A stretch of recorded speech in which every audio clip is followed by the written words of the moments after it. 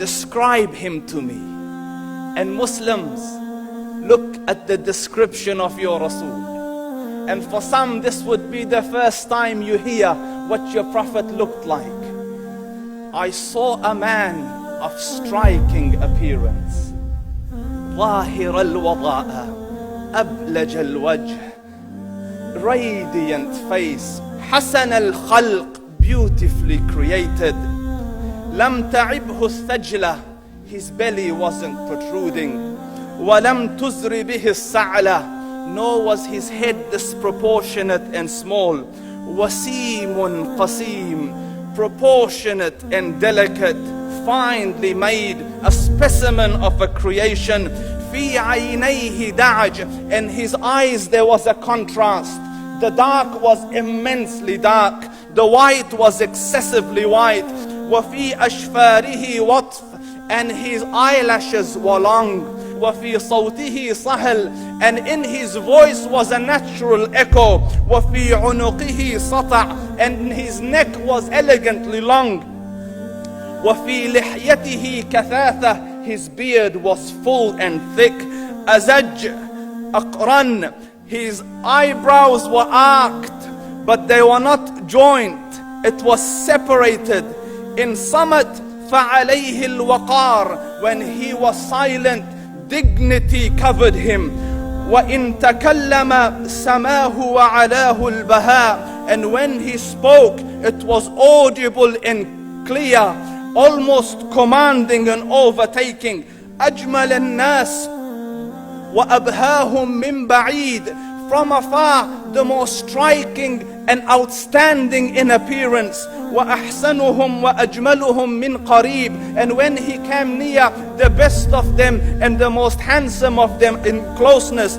حلو المنطق, such an exalted and sweet level of logic.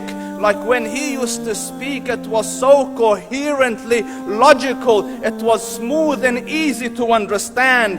فصل لا نزر ولا هذر, he was to the point, not excessive nor too short. كأن منطقه خرزات نظم يتحدرن, his logic, his utterances, his words were like jewels coming out of a necklace, calculated, polished, one after the other, it would flow magically. ربعة, he was medium in height. Your eye didn't have to strain to look up at him, nor was it tedious to look down at him. He was a comfortable sight to look at.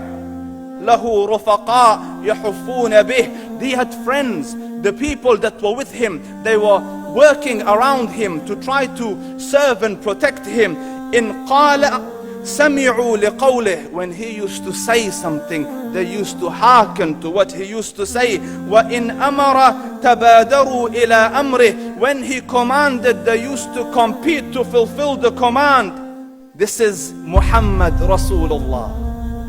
This is Muhammad Rasulullah. Anas ibn Malik says, he says, I came out one night, I came out one night, it was the full moon night.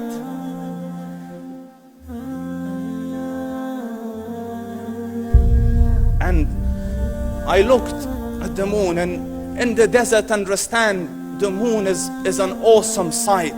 It is smooth, it is radiant, it is clear, it is gentle compared to the scorching sun at which they are used to.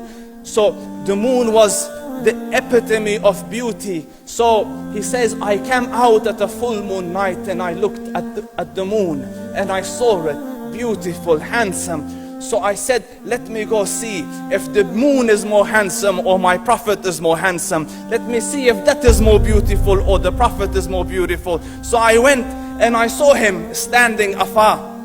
So I looked at his face and I looked at the moon, and I looked at his face, and I looked at the moon, and I looked at his face, and I looked at the moon, and he said, Wallahi, he was more handsome than the moon in its entirety.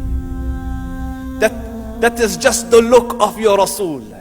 Aisha radiyallahu anha says, I was sewing with the needle, my needle dropped in the dark, I couldn't find it. I said, Ya Rasul, I can't find it. He moved his face close, and I swear, out of the radiance of his face, I found my needle.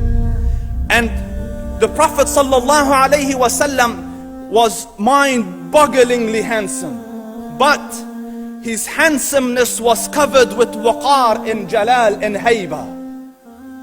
The Sahaba say, when we used to sit at his feet, two feelings conflicting would come on the heart. The first one, you wanted to look at him. You wanted to behold the majesty of his face.